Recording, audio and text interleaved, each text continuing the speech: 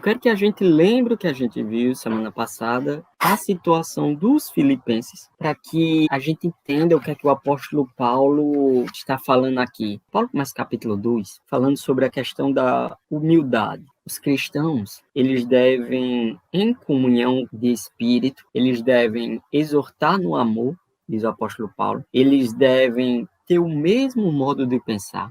Eles devem ter a mesma atitude que Cristo Jesus. A gente não deve fazer nada por ambição egoísta. Pelo contrário, a gente deve considerar os outros superiores a nós mesmos. E aí, Paulo vai explicar o que significa considerar os outros superiores a si mesmo.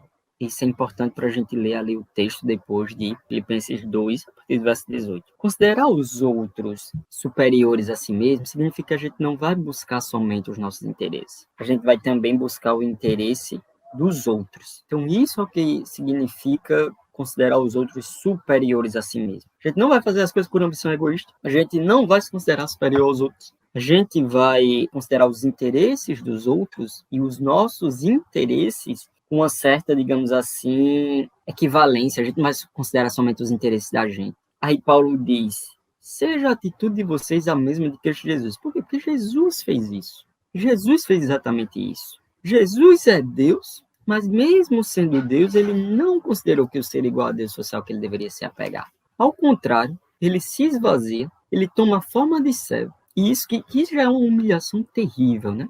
Tinha uns debates no século II, era muito interessante que os cristãos, eles precisavam se defender, por exemplo, Orígenes vai se defender contra Celso, um filósofo grego. E Celso vai dizer que uma das coisas terríveis do cristianismo é que Deus, ele se encarna, ele se transforma num ser humano, e isso é uma humilhação terrível. Não somente Celso, mas essa era a mentalidade grega. Uma humilhação terrível, um Deus que se encarna e se transforma num ser humano. E Cristo fez isso. Cristo não considerou que o ser igual a Deus fosse algo que ele deveria se apegar. Ele esvaziou. Porque o raciocínio é que Deus burro faria isso, né? Que Deus assim estúpido faria isso. Ele sendo Deus, ele ia deixar o próprio interesse para se transformar num mero mortal, num mero ser humano. Pois é, mas o Deus da gente fez. Ele esvaziou-se a si mesmo e se tornou servo.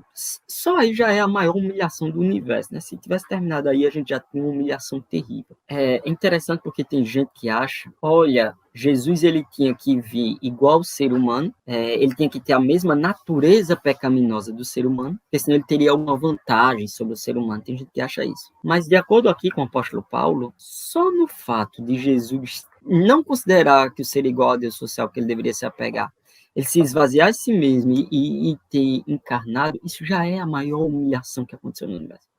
Se Jesus tivesse vindo como um rei, como um Adão, como um imortal, isso já seria a maior humilhação do universo.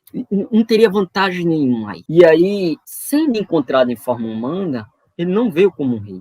Ele humilhou-se a si mesmo e foi obediente até a morte, morte de cruz. Por isso Deus o exalta acima de todas as coisas, para que todo joelho se dobre perante ele. Então, a encarnação, né, e a gente está em novembro, mês que vem é o Natal, por exemplo, a encarnação é o exemplo paradigmático, é o grande paradigma da noção de como o cristão deve olhar para o mundo, olhar para a realidade, perceber a existência. Ele era Deus, ele tinha todos os privilégios, mas ele não considerou isso. Hoje tem um pensador chamado Mark Lilla, que ele diz que o jovem hoje, né, ele está com a mania de pensar o seguinte: o que é que minha nação me deve? O que é que as pessoas me devem?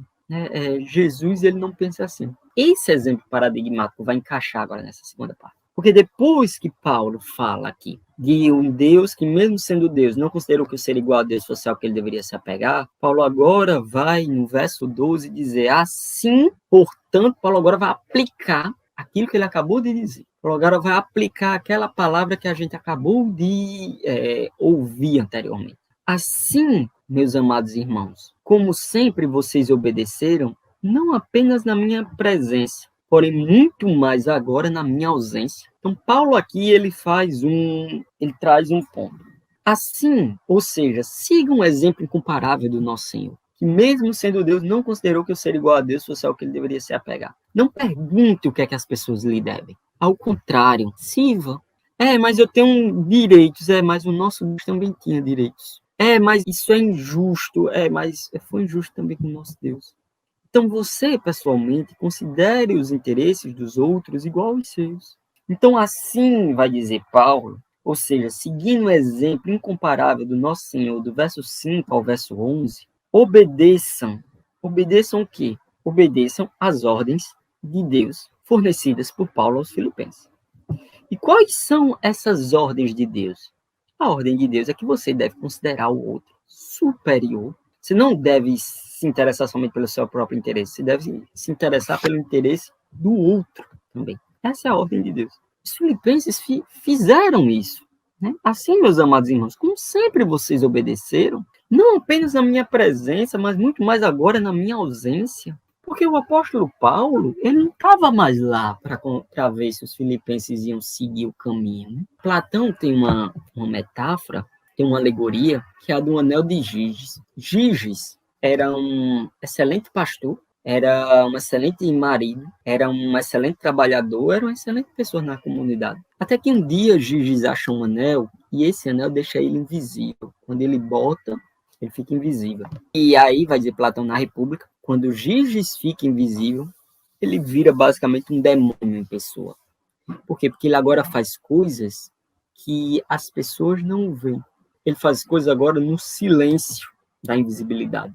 Porque obedecer a alguma coisa só porque todo mundo está vendo, não é exatamente uma obediência, né? Apesar de ter um ponto aí. Porque às vezes pode ser que nem um fariseu, né? O fariseu do capítulo 6 do livro de Mateus, ele ora, ele jejua e ele dá esmola. Ou seja, ele é um exemplo em termos de caridade e em termos de disciplinas espirituais. Mas isso ali é porque as pessoas estão vendo. Por isso que o apóstolo Paulo, assim, meus amados irmãos, como sempre vocês fizeram, não apenas na minha presença, porém muito mais agora na minha ausência, esse ponto da invisibilidade é importante para Paulo. Por quê? Porque Paulo ele quer uma obediência que flua de uma certa sinceridade de vida para com Deus.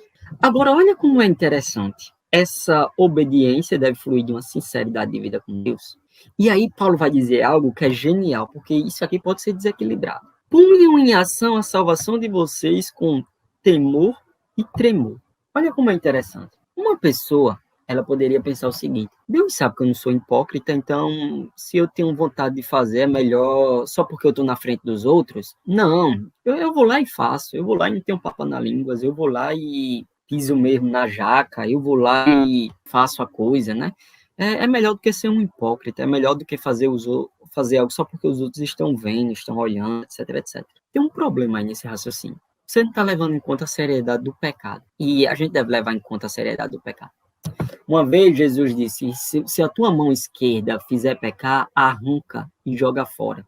É melhor entrar no reino dos céus sem a mão esquerda do que o corpo todo ir para o inferno. O que isso significa dizer, em outras palavras? Se o jeito para você não pecar, a gente pode considerar assim, é você ficar exposto o tempo todo na frente dos outros, então não fique sozinho não, fique o máximo possível de exposto na frente dos outros. Paulo quer que os filipenses, eles sejam humildes, eles tenham a mesma atitude que tinha o Senhor Jesus, o Messias Jesus Cristo. Eles querem que os filipenses, mesmo sendo X, não considerou que ser igual a X era o que eles deveriam se apegar, como foi assim com Cristo. Paulo quer que, não somente na presença, mas muito mais na ausência, eles ponham em prática isso. Então, a ideia de que, olha, o mais importante é a gente viver em sinceridade com a gente mesmo, não adianta a gente estar se iludindo, etc. Não, Paulo quer que você ponha em ação o exemplo de Cristo. Porque Cristo é o nosso Salvador, e aqui a gente tem um paradoxo nesse texto que é interessantíssimo. Cristo, em primeiro lugar, é o nosso Salvador. Cristo, em primeiro lugar, é aquele que faz pela gente algo que a gente mesmo não tem condições nenhuma de fazer. Cristo, em primeiro lugar, aquele que quando éramos inimigos de Deus foi lá e sacrificou pela gente. Em primeiro lugar, Cristo é o nosso Salvador. Mas em segundo lugar, Cristo é o nosso exemplo. E é importante que Cristo seja o nosso exemplo.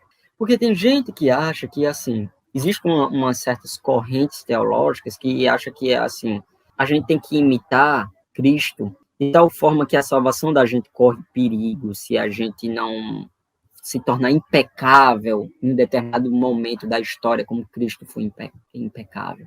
Não, a minha salvação já está garantida, independente dos meus maus atos, independente das minhas obras. O fato de eu estar em Cristo, isso já garante a minha salvação. É isso que garante a minha salvação, o estar em Cristo. Contudo, a minha salvação também não é somente uma palavra, não é somente um ato vazio, uma proclamação vazia. Por outro lado, também eu preciso pôr em ação a minha salvação. Eu preciso botar em prática a minha salvação. Eu preciso concretizar ao máximo a minha salvação. Não no sentido de eu merecer a salvação por meio das minhas obras, mas eu preciso manifestar que eu fui salvo. E como é que eu manifesto que eu fui salvo? Imitando a Cristo. Tendo sobre mim o mesmo pensamento que tinha Cristo Jesus, que embora sendo Deus, não terou ser igual a Deus. Ou seja, entendendo, compreendendo, crescendo na verdade da doutrina da encarnação. É assim que eu ponho em ação a salvação.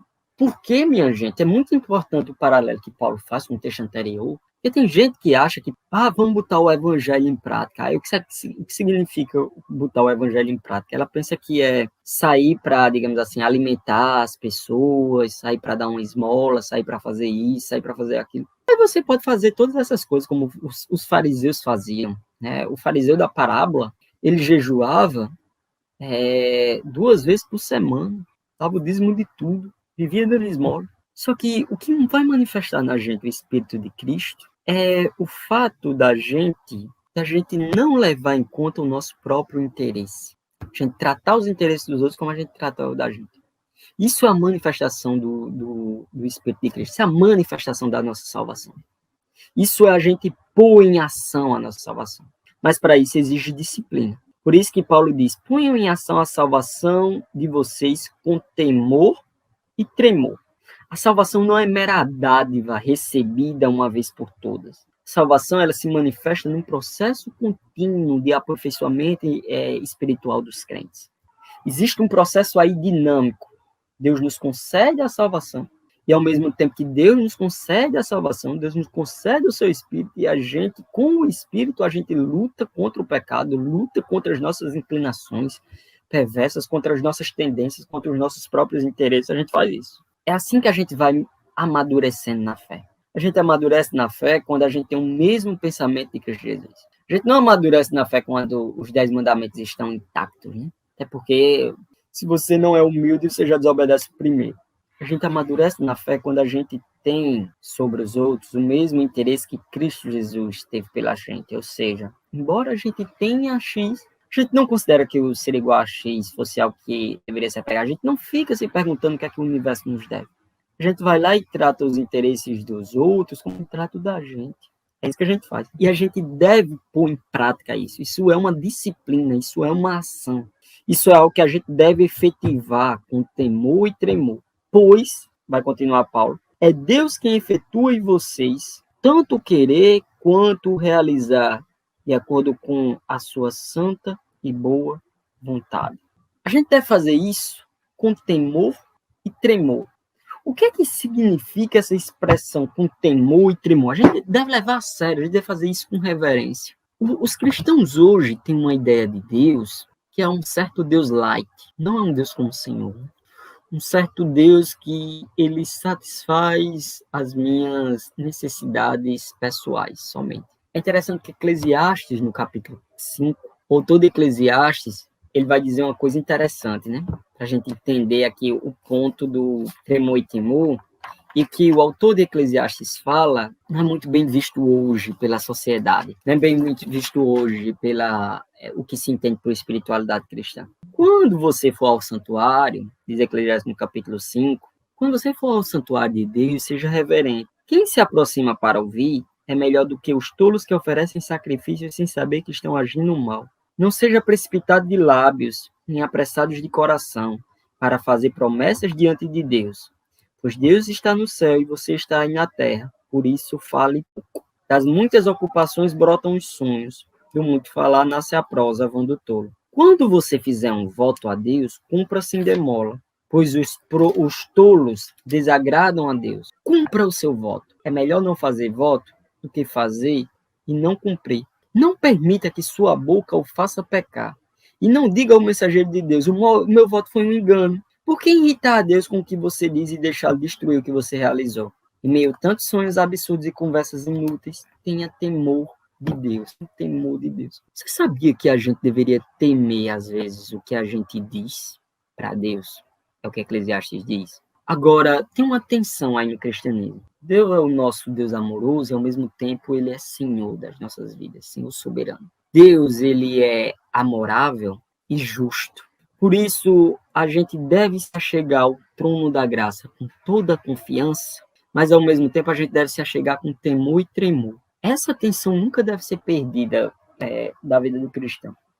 Porque se um dos dois pontos é perdido, acontece de uma das duas coisas. Quando o ponto do amor e da misericórdia, da gente se achegar com confiança ao trono da graça é perdido, a gente vira um fariseu e um legalista. Quando o ponto de a gente não ver que a gente tem que se achegar, a gente tem que, como Paulo diz, a gente tem que pôr em ação a nossa salvação com temor e tremor, a gente vira um antinomista, a gente vira alguém que não está nem aí para Deus, nem aí para a lei de Deus, a gente não leva Deus a sério. E Deus não é nosso Senhor. Quem é o nosso Senhor da nossa vida? É nós mesmos. Continua o problema do pecado aí, seriamente. Então, o cristão, ele deve equilibrar essas duas realidades. E saiba, vai dizer Paulo, continua, é Deus quem efetua em vocês tanto querer quanto realizar, de acordo com a santa e boa vontade. É uma dinâmica.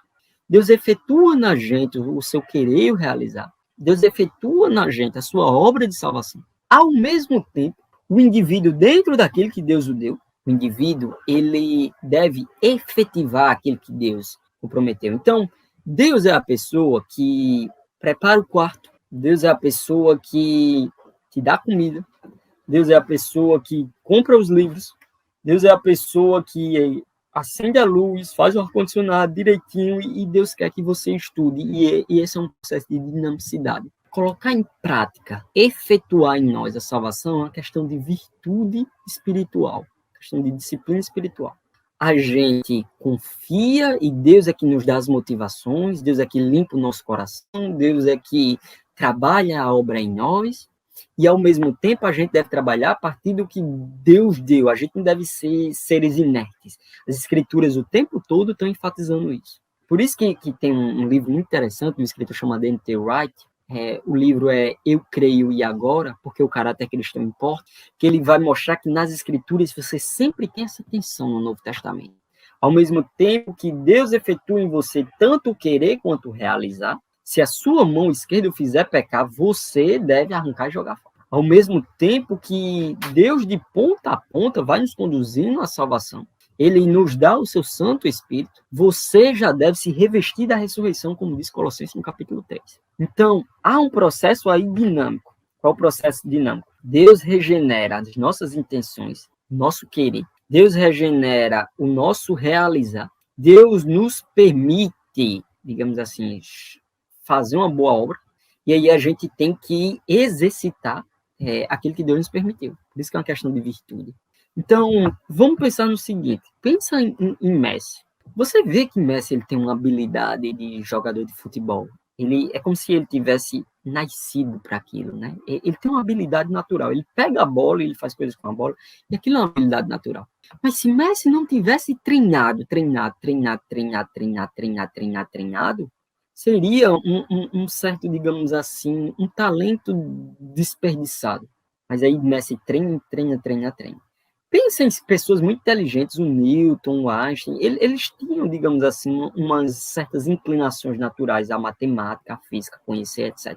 Mas, ao mesmo tempo, eles passavam horas estudando. Eles estudavam muito. Não era algo que eles adquiriam simplesmente por osmose, esperando. Eles colocavam em prática aquela tendência natural que eles já tinham. No caso espiritual da gente, a gente não tem uma tendência natural. Nossa inclinação natural é para a maldade, para a perversidade. Pelo contrário, a gente tem que lutar contra as nossas tendências e nossas inclinações naturais. Mas o Espírito Santo milita, ajuda a gente nisso. Então, você tem o Espírito Santo e Deus quer que você efetue a salvação, efetue o querer e o realizar dados por Deus. Deus quer que você faça isso. E o que é efetuar o querer e realizar? É ter o mesmo sentimento, aquilo que tinha em Cristo Jesus. Ou seja, Mesmo sendo Deus, não considerou que seria igual a Deus fosse ao que ele devia se apegar, esvaziou-se de si mesmo, tornou-se semelhante aos homens, sendo encontrado em forma humana, humilhou-se a si mesmo até a morte e morte de cruz, salvou os outros, mas não podia salvar a si mesmo. É essa ideia. Salvou os outros, mas não podia salvar a si mesmo. Como o pessoal zombava de Jesus. Mas essa é a atitude que Deus quer da gente. Essa é uma atitude de maturidade espiritual. Isso é botar em prática a salvação. Isso é pôr em ação a salvação com tremor e temor, levando literalmente a obra que o Espírito Santo já fez no coração da gente a sério. Isso é efetuar de Deus, tanto que é realizar, pôr esse efetuar em prática. Ou seja, tomar o caminho da cruz. Na cruz, o pessoal zombava, salvos, mas não poderia salvar a si mesmo. Teve uma vez no ministério de Jesus que Jesus perguntou de forma retórica, quando botaram uma pessoa que tem uma deficiência perto dele, o que é mais fácil?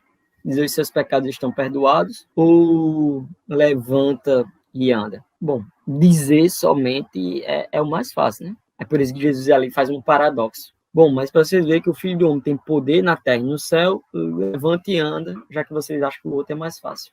Mas, na verdade, o outro é mais difícil. Porque perdoar pecado é mais difícil do que a cura de um deficiente.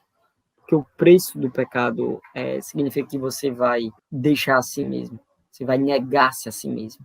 Isso não é fácil. Aí, Paulo continua. Façam tudo sem queixas nem discussões, para que venham tornar-se puros e irrepreensíveis, filhos de Deus inculpáveis no meio de uma geração corrompida e depravada, na qual vocês brilham como estrelas no universo, retendo firmemente a palavra da vida. Quando você toma o caminho da cruz, quando você toma o caminho do nosso Senhor, que embora sendo Deus, o caminho da encarnação, não considerou que o ser igual a Deus fosse igual fosse algo que você deveria se apegar. Quando você entende essa verdade teológica, que é importantíssima, você entende que a gente deve fazer tudo sem queixas nem discussões. Por que a gente faz tudo agora sem queixas nem discussões? Para que a gente se torne puros e irrepreensíveis.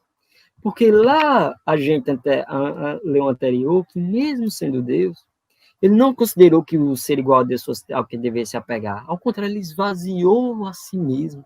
Ele era Deus, mas ele se esvaziou. Eu e você não tem do que se esvaziar. Eu e você não é Deus, mas a gente vive inchado, entre aspas, tornando-se semelhantes e humanos. E encontrou em forma humana, humilhou-se até a morte e foi obediente até a morte, e morte de cruz. Então está aqui o comparativo da gente. Ele fez isso sem queixas nem discussões. Foi em silêncio ao matador, como uma ovelha vai ao matador. Por isso que a ideia de queixas e a ideia de discussões, ela faz muito sentido quando a gente acha que as pessoas devem alguma coisa para a gente. Quando a gente acha que o mundo deve alguma coisa para a gente. Quando a gente não está disposto a colocar os interesses dos outros igual da gente, por exemplo. Mas para que a gente venha se tornar filhos puros e irrepreensíveis, a gente tem que tomar o caminho da cruz. É o que Paulo está dizendo aqui. Filhos de Deus inculpáveis no meio de uma geração corrompida e depravada, na qual vocês brilham como estrelas no universo, retendo firmemente a palavra da vida. Então, tá aqui o que a gente deve, alguns elementos que a gente viu lá, que a gente deve concretizar. O que a gente deve concretizar? Dê espaço para o outro. Por exemplo, pensa em algo relativo à igreja, né? É interessante hoje. Tipo, as pessoas geralmente elas têm uma atitude oposta da de Paulo. Quando Paulo via que o evangelho era colocado em xeque, ele entrava na igreja com, como a gente chama no popular, um quente e doce fervendo. Ou seja, Paulo era muito brabo quando o evangelho estava sendo colocado em xeque. Mas quando algo era relativo ao caráter de Paulo, Paulo não ficava lá se defender. Se algo era relativo a, não sei, vocês querem o quê? Timóteo se circuncida? Então, não tem problema não, Timóteo circuncida. Ah, quer que a gente não coma carne? Não tem problema não, a gente não come. Quer que a gente não faça isso? Besteira, a gente não faz isso. Agora, quando o evangelho é posto em xeque, aí Paulo, como diz lá em Gálatas, isso aí, não se circuncide nessas questões aí, porque eles acreditam que isso é um ponto de salvação, não façam isso. Porque eles estão levando isso para o lado do legalismo, então não faça isso. Então, quando o evangelho estava em jogo, Paulo não abria mão. Quando questões relativas ao próprio interesse de Paulo, a própria preferência pessoal estava em jogo, Paulo nem ligava.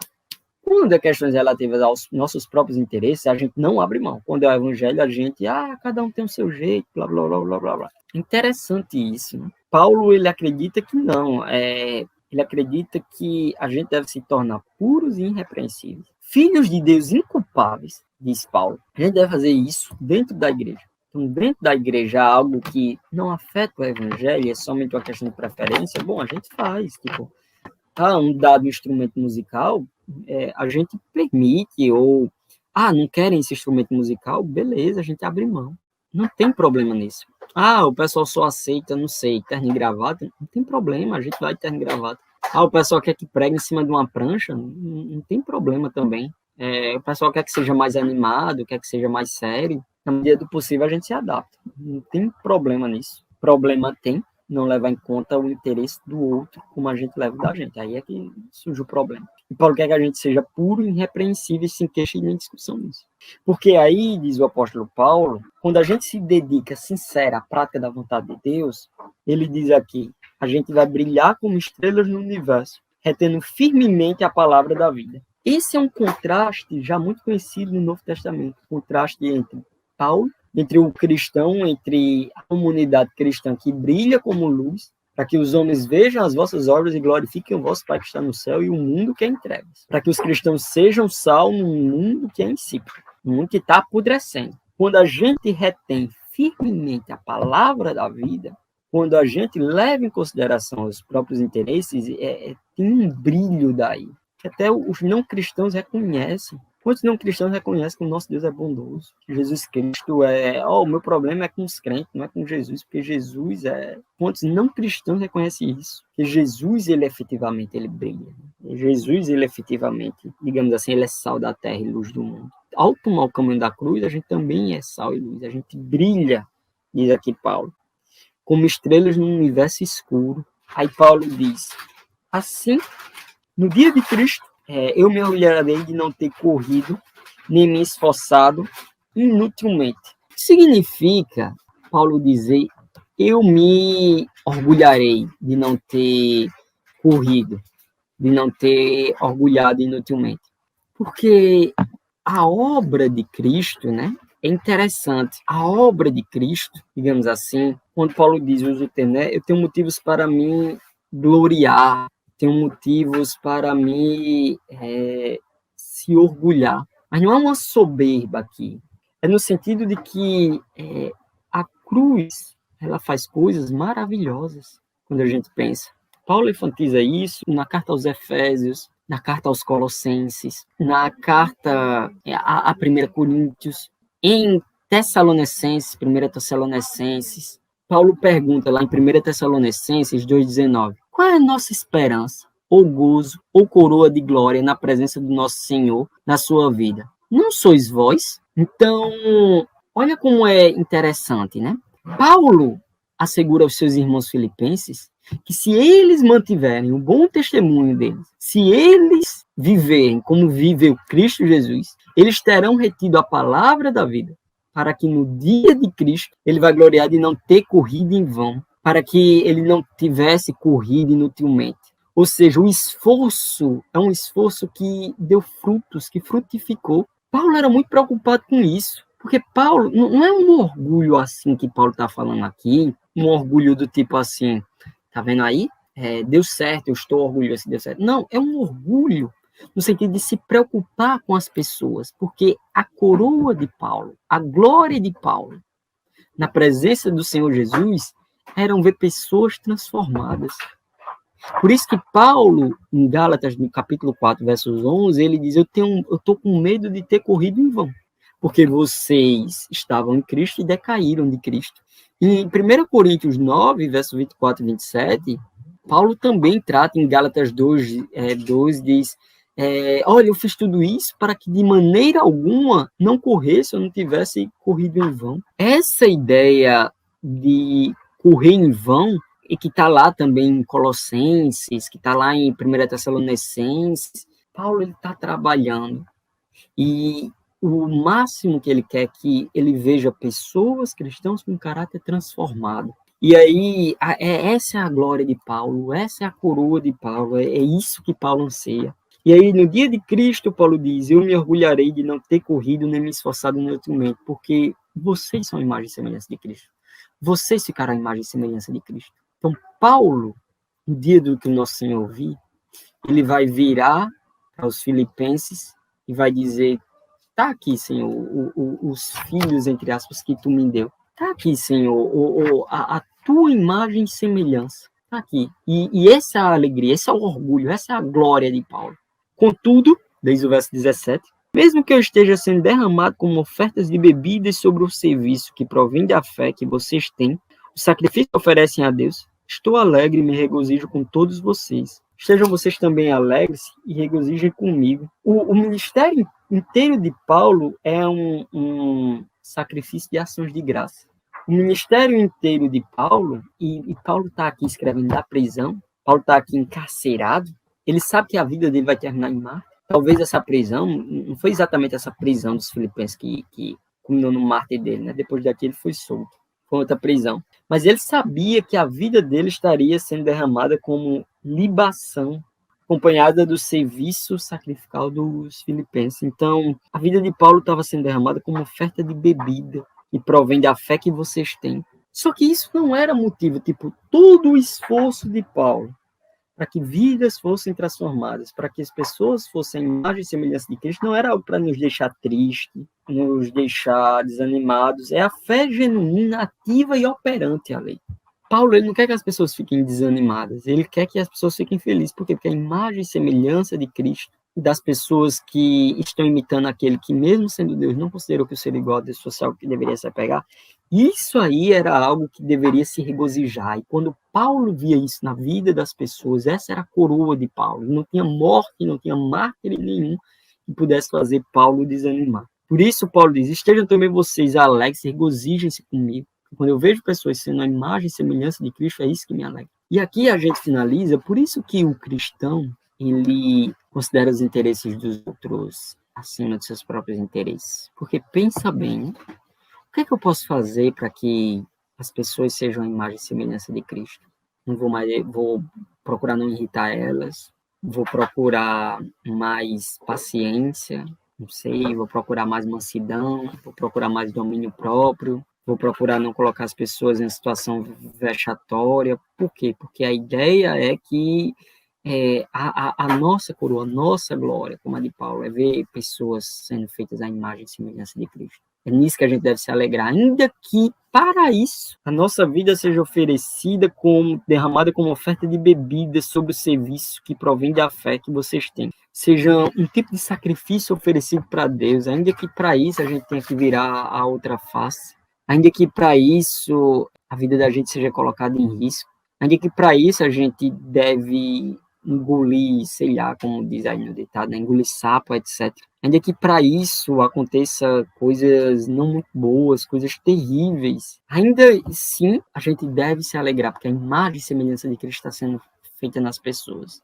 A libação que era derramada é justamente o sacrifício de Paulo, de transformar as outras pessoas na imagem e semelhança de Cristo, na imagem e semelhança do Messias. Esse é o ponto, esse era o desejo de Paulo, essa era a vontade de Paulo, essa era o sacrifício que Paulo oferecia, era nisso que os filipenses deveriam se regozijar. Então, Deus quer que a gente seja a imagem e semelhança de Cristo, tem o mesmo modo de pensar, e para isso a gente vai operar a nossa salvação, colocando em prática aquilo que Deus já nos concebeu, aquilo que Deus já fez por nós, com temor e tremor, levando a palavra de Deus realmente a sério, não somente na ausência, na presença, mas também na ausência, sem queixas, sem discussões, irrepreensível, retendo firmemente a palavra da vida, de modo que, no final das contas, essa é a grande glória do cristianismo, essa é a grande glória, ver outras pessoas sendo ganhas, sendo transformadas à imagem e semelhança, ver pequenos cristos por aí, outros cristos por aí. Que Deus possa nos abençoar, que a gente possa brilhar como uma estrela, ser a imagem e semelhança do Senhor Jesus, no sentido de que nós possamos, assim como Paulo mostrou, buscar os interesses dos outros, não se apegar a quem é a gente, não se apegar ao nosso eu, não se apegar aos nossos direitos, etc., mas colocar os interesses dos outros na frente dos seus. Oremos. Deus nosso Pai, A gente vem te pedir aqui, ó Deus, honra, glória, louvor e graça, para que a gente possa efetuar a nossa salvação, a gente possa operar a nossa salvação, a gente possa fazer tanto querer quanto realizar segundo a tua santa e boa vontade, coisa que tu nos dá.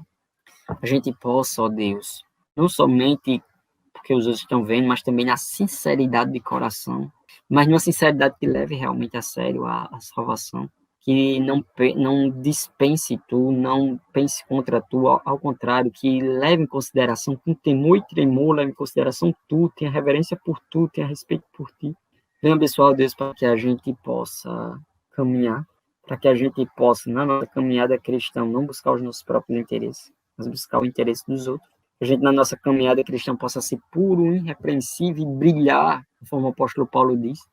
E que essa possa ser a nossa glória, essa possa ser a nossa coroa. Isso sim é o motivo pelo qual a gente almeja, se orgulha, a gente se preocupa, a gente fica feliz por um lado ou perde o sono por outro. Porque as pessoas estão ou não sendo salvas, estão ou não sendo a imagem e semelhança de ti. Vem ficar conosco, ó Deus, vem nos dar uma boa semana. É o que eu te peço, em nome de Jesus Cristo. Amém.